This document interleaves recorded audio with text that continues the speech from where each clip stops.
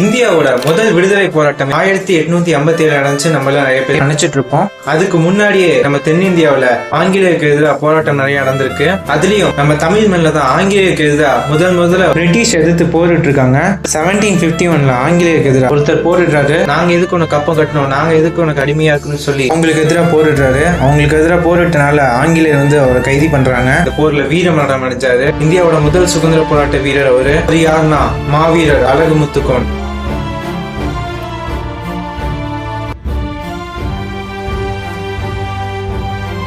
அதாவது எட்டயபுரத்தையும் அதை சுத்தி இருக்க பகுதிகளிலையும் வரி வசூலிக்க ஆங்கிலேயர்கள் வராங்க. ஆனா அதை தர மறுத்தாரு நம்ம அழகுமுத்துக்கோன். ஒரு கடிதத்தையும் அவங்களுக்கு எழுதி அனுப்புறாரு. அது என்னன்னா, இது எங்கள் நாடு, நாங்கள் யாருக்கும் வரி கட்ட வேண்டிய அவசியமும் கிடையாது, நாங்கள் யாருக்கும் வரி கட்டவும் மாட்டோம் அப்படின்னு அந்த கடிதத்துல அவர் குறிப்பிட்டிருக்காரு.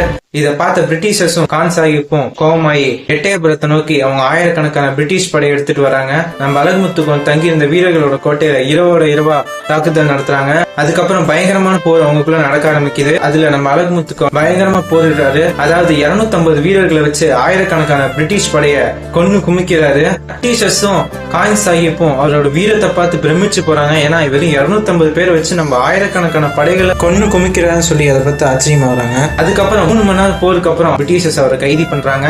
அவரை கைது பண்ணி அவர்கிட்ட என்ன சொல்றாங்கன்னா, உங்க வீரத்தை நாங்க பாராட்டுறோம், நீங்க எனக்கு வரி பணமும் தர வேண்டாம், செய்த தப்புக்கு மன்னிப்பு மட்டும் கேளுங்க அப்படிங்கிறாங்க.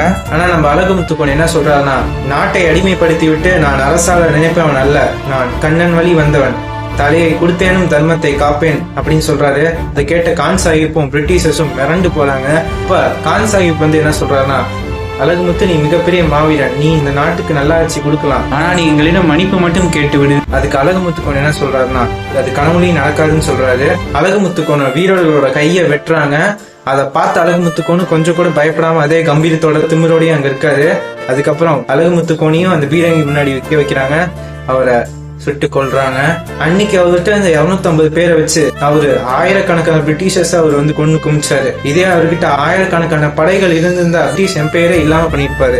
தாய் நாட்டை என்னைக்கும் இன்னொருத்தனுக்கு அடிமை வைக்க மாட்டேன்னு சொல்லி மாவீரம் அடைஞ்ச நம்ம அழகுமுத்துக்கோனை பத்தி இங்க எத்தனை பேர் தெரியும்? நம்ம மறந்தது அவரை மட்டும் இல்ல, அவரை மாதிரி ஆயிரக்கணக்கான வீரர்களை பத்தி நம்ம மறந்திருக்கோம். முக்கியமா சொல்லணும்னா பூலித்தேவன், வீரபாண்டிய கட்டபொம்மன், மருது பாண்டியர்கள், சர்தார் வல்லபால் பட்டேல், பகத்சிங், சுபாஷ் சந்திர போஸ். அதுல சுபாஷ் சந்திர போஸ் என்ன சொன்னார்னா, எனக்கு இன்னொரு பிரிவின் இருந்தா தென்னிந்தியால இருக்க தமிழகத்துல நான் ஒரு தமிழனா பிறக்கணும்னாரு. ஏன்னா அவர் பிரிட்டிஷ் எதிராக ஒரு படையை திரட்டினப்ப அதுல முதல்ல அதிகமா போய் சேர்ந்தது யாருன்னா வீர குணமிக்க நம்ம தமிழர்கள் தான். இன்னைக்கு நம்ம இந்தியாவுக்காக எத்தனையோ சோல்ஜர்ஸ் வெயில் மழை பனின்னு கூட பார்க்காம அங்க நம்ம இந்தியாவை காவல் காத்துட்டு இருக்காங்க. அவங்களுக்கெல்லாம் நம்ம சேனல் சார்பா ஒரு சல்யூட். இப்ப உங்கள்கிட்ட ஒரு மாவீரனோட கதையை தான் சொன்னேன். இது மாதிரி லட்சக்கணக்கான மாவீரனோட கதை இருக்கு. இந்த மண்ணுக்காக போராடி உயிரை விட்ட மாவீரர்கள் அவங்க. நம்ம நாட்டுக்காக போராடின எந்த மாவீரர்கள் பேரையாவது சொல்லேன்னா அவங்க பேரை நம்ம சேனல் கீழே கமெண்ட் பண்ணுங்க. அவங்க பேரை மக்கள் தெரிஞ்சுக்கணும். ஏன்னா அவங்களாம் தான் நம்ம நாட்டோட ரியல் ஹீரோஸ். மறக்காம நம்ம ரித்துன் ஸ்டார்ஸை சப்ஸ்கிரைப் பண்ணுங்க.